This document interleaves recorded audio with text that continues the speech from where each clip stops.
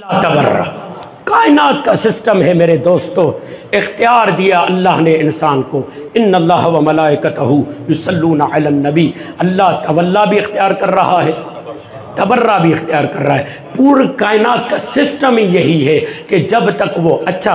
پھر ایک روایت آ جائے گی، مولا سے پوچھا گیا مولا افضل کیا ہے، تولا یا تبرہ؟ مولا نے کہا اگر تولا اختیار کرے تو اپنی صورت پہ باقی نہیں رہ سکتا، اپنا امتیاز باقی نہیں رکھ سکتا، اپنی اصلی شکل باقی نہیں رکھ سکتا، اس لیے پہلے تبرہ ہے بعد میں تولا ہے۔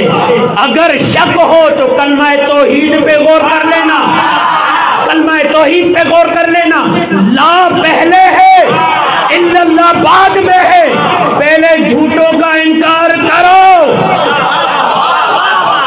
پہلے لا تعلق ہو جاؤ، پھر علی سے تعلق جوڑو۔ مولا رضا فرماتے ہیں، توجہ یہاں رکھے، میرے پاس وقت نہیں ہے، مولا رضا یہ فرماتے ہیں کہ پہلے تبرہ، پہلے لعنت، پھر یہ جملہ کہتا ہوں لعنت اور تبرہ قرآنی کانسیپٹ ہے، کوئی بیٹھ کر مناظرہ کرنا چاہے تو حاضر ہیں، ہم قرآن سے ثابت کریں گے، تم اپنے معنی مت دو، ہم لعنت مراد لیتے ہیں جرم اور مجرم سے بیزاری، ہم یہ نعرہ نہیں لگاتے کہ جرم سے نہیں، یہ کیا کہتے ہیں ہمیں جرم سے نفرت ہے مجرم سے نہیں، یہ کہتے ہیں نا لکھا ہوا ہوتا ہے جی، ہمیں جرم سے نفرت ہے مجرم سے نہیں، نہیں ہمیں پہلے نمبر پہ مجرم سے نفرت ہے بعد میں جرم سے، کیوں؟ اس لیے کہ جہاں سے جرم پھوٹتا ہے پہلے اس سے لعنت کریں گے نا، اسی لیے زیارت عاشور میں پڑھتے ہیں پروردگار اس پہ لعنت جس نے ظلم کی بنیاد رکھی، جرم سے نفرت مجرم سے نہیں، یعنی مجرم سے ہمدردی۔ بس آ گئی روایت، پھر سناتا ہوں، مولا امام جعفر صادق علیہ السلام،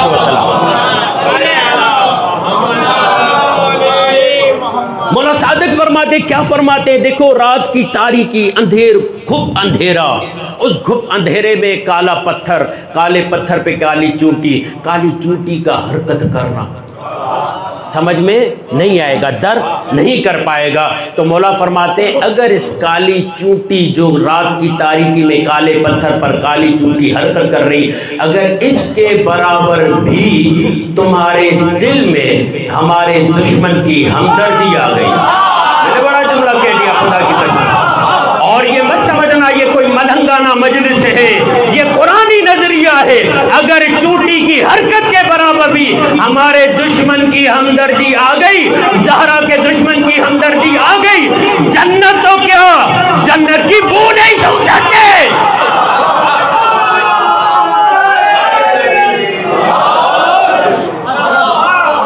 یہ ممبر کے تقاضے ہم بیان نہیں کرتے، مگر گھر میں بیٹھ کر اپنی اولاد کو سمجھانا، زہرا کا دشمن کون، علی کا دشمن کون، حسن کا دشمن کون، حسین کا دشمن کون، اگر نہیں بتایا تو یہ زہرا سے خیانت ہے۔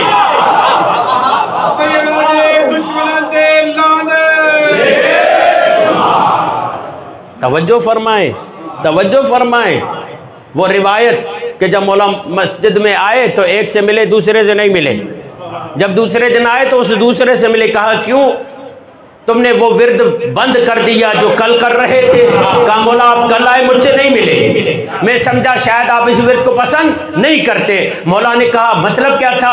پہلے والے جس سے ملے وہ درود پڑھ رہا تھا، جس سے نہیں ملے وہ لعنت بھیج رہا تھا۔ مولا نے کہا ہمیں یہ تو گوارا ہے کچھ وقت کے لیے ہم پہ درود رک جائے، کچھ وقت کے لیے درود رک جائے، مگر ہمیں یہ پسند نہیں کہ ہمارے دشمن سے لعنت رک جائے۔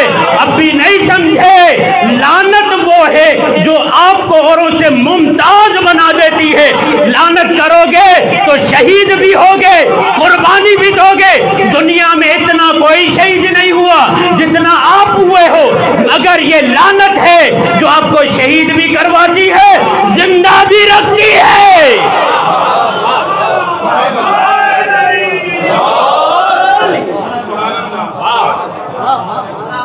جو لعنت بھیجتا ہے وہ دوگلی زندگی سے دور آ جاتا ہے، وہ منافقت بھری زندگی سے دور آ جاتا ہے۔ چلیں یہ بھی روایت سنا دیتا ہوں۔ مولا کے پاس ایک آدمی 2 کرتے لے کر آیا، مولا میں آپ کو ہدیہ کرنا چاہتا ہوں، دونوں کرتے میں نے اپنے ہاتھ سے بنائے ہیں، سوئی کے ذریعے سے ایک ایک ٹانکے پر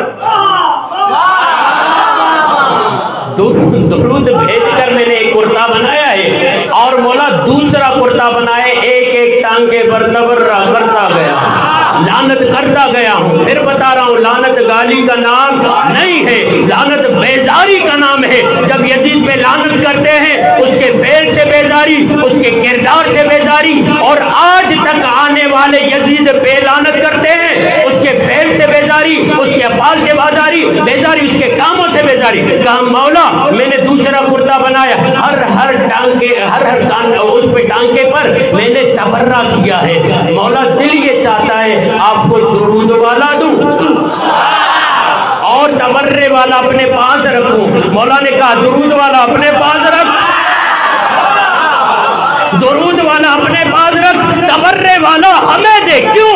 مولا سے پوچھا گیا، مولا تبرے کو اتنی اہمیت کیوں دے رہے؟ کہا تبرے کے لیے جگرا چاہیے۔